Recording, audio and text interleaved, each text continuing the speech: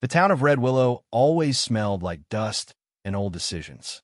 On that afternoon, the sun hung low and copper-colored, stretching shadows until they touched things they had no right to touch. I remember thinking how the air itself seemed to pause, as if even the wind did not want to witness what was about to happen. She stood on the wooden platform with her baby brother asleep against her chest, his small cheek pressed to the faded cotton of her dress. Clara May Holloway did not cry. She had already learned that tears made people crueler, not kinder. Her eyes stayed fixed somewhere beyond the crowd, beyond the hitching posts and the dry storefronts, as though she might still walk straight out of this moment if she stared hard enough. Some towns sell cattle, others sell silence. Red Willow sold whatever it could no longer look at. Only a week earlier, Clara had walked into town with Eli on her hip and hope folded thin inside her pocket. Their parents were buried 2 days' ride east, under a crooked pine that leaned like it was tired of standing. She had buried them herself, hands blistered and shaking, promising Eli in a whisper that she would keep him safe. Promises are easy to make when the world has not yet answered back. The boarding house door closed gently but firmly in her face. Mrs. Dorothea Pike did not shout. She never had to. Her eyes did the work for her, sliding from Clara's travel-worn boots to the baby clinging to her shoulder. "We don't take burdens," she said, as if explaining the weather. Clara nodded, because nodding cost less than begging. She thanked the woman for her time. She walked away before her voice could break. By nightfall, 3 more doors had closed the same way, softly, politely, final as a coffin lid. Each refusal carved something smaller inside her, until she began to believe what the town already did, that she was not unlucky, just unfit. Eli cried that night, the thin, bewildered cry of a child who knew hunger better than language. Clara rocked him beneath the awning of a closed mercantile, humming a tune their mother used to hum while stirring soup. Shame settled over her like dust, not the kind you could brush off, but the kind that crept into seams and stayed. By morning, Red Willow had decided what to do with her. They never called it a sale. That would have required honesty. They called it a solution, a chance. Charity dressed in clean words. Clara listened as men spoke around her, not to her, discussing labor needs and mouths to feed. Someone asked what would happen to the baby. Someone else shrugged. The answer hung there, unspoken and heavy. "He comes with her," Clara said quietly, her voice steadier than she felt. She tightened her hold on Eli, felt his fingers curl around hers. Or not at all. The crowd shifted. That changed things. Babies complicated mercy. By afternoon, the platform had been dragged into the open square.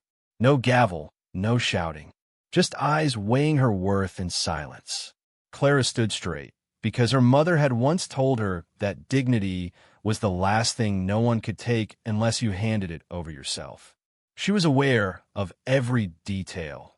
The dry creak of the boards beneath her shoes, the way Eli's breath warmed her collarbone, the murmur of gossip slipping between people like smoke. They say she's trouble. Girl like that, who knows? Baby's proof enough. None of it true. None of it mattered.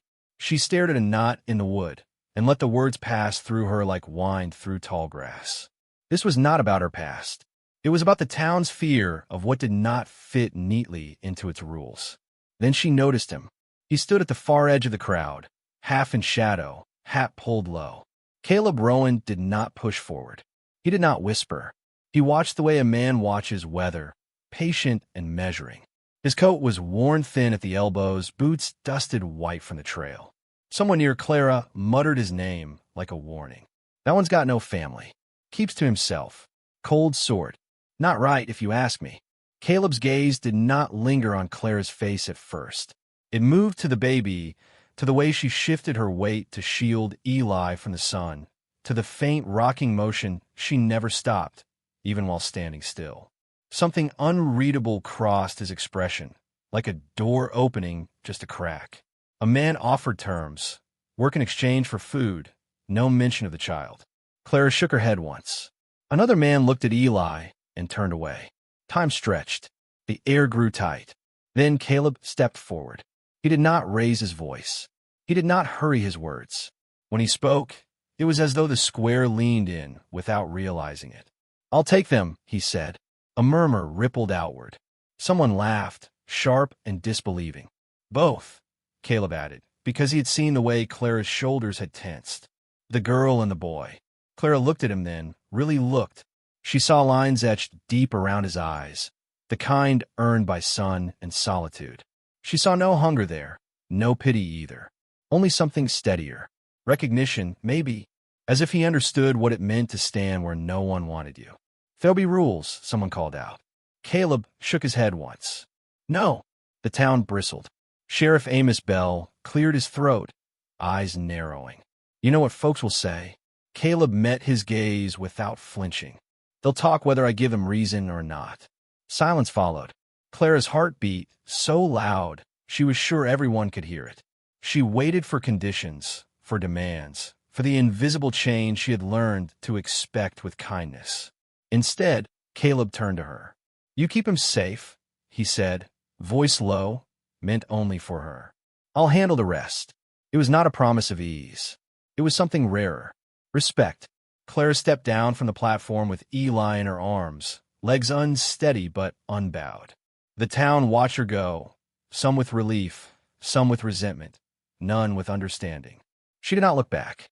She did not know yet whether she had been saved or simply carried to a quieter kind of hardship. But as she passed Caleb, he adjusted his pace to match hers without thinking, as though they had always been walking the same road. And in that small, almost invisible gesture, something inside her loosened, just enough to let a thin thread of hope breathe. The road away from Red Willow did not hurry them. It curved through open land the way memory does, slow, deliberate, unwilling to be rushed. Dust rose beneath the horses' hooves and settled again, as if even the earth understood the need for quiet. Clara rode behind Caleb, Eli bundled against her chest, his breathing a small, steady rhythm that kept her anchored. No one spoke. The silence was not empty. It was careful. Caleb set an easy pace without being asked. When Eli shifted and whimpered, the horse slowed as though trained by instinct alone. Clara noticed these things the way a starving person notices crumbs, gratefully afraid to hope too much. She had learned that kindness could vanish if you stared at it too long. The cabin sat low against the land, weathered but upright, as if it had chosen endurance over beauty. Smoke rose thin from the chimney.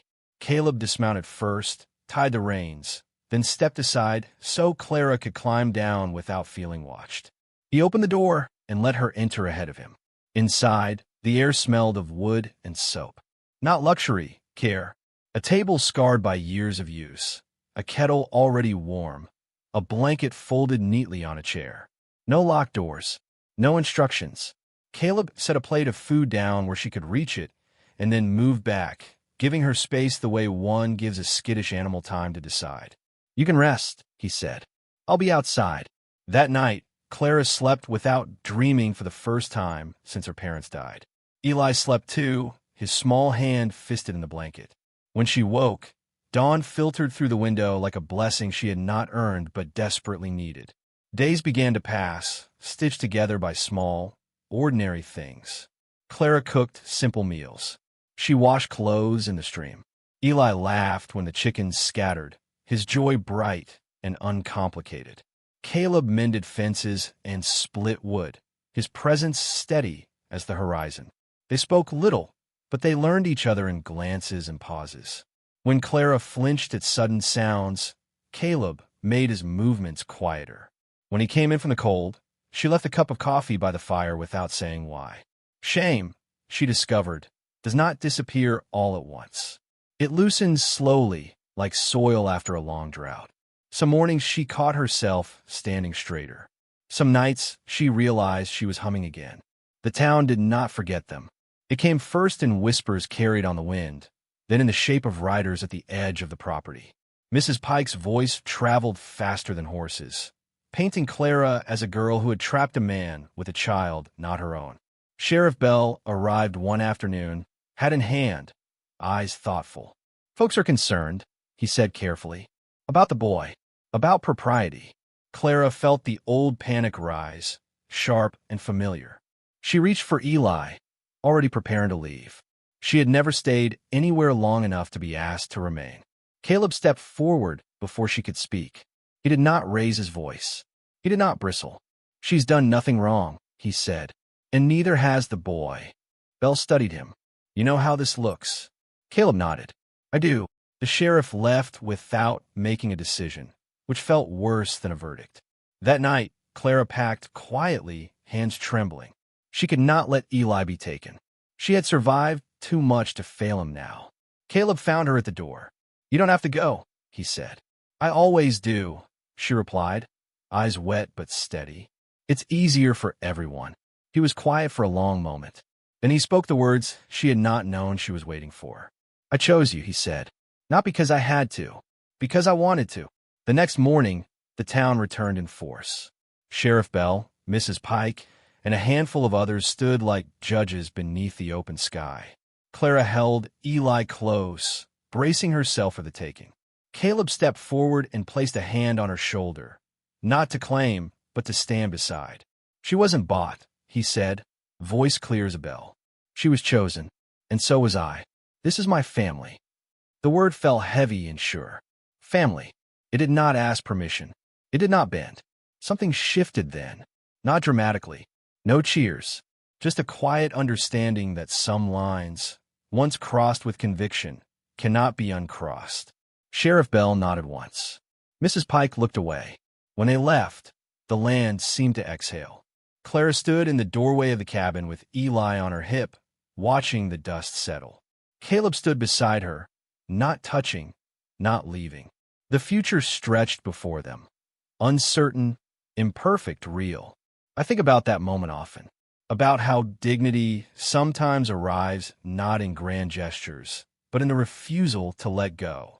If you're listening to this and you've ever felt sold by the world, weighed, and found wanting, remember this. Your worth was never up for auction. Sometimes all it takes is one steady voice, one quiet choice, to remind you that you belong.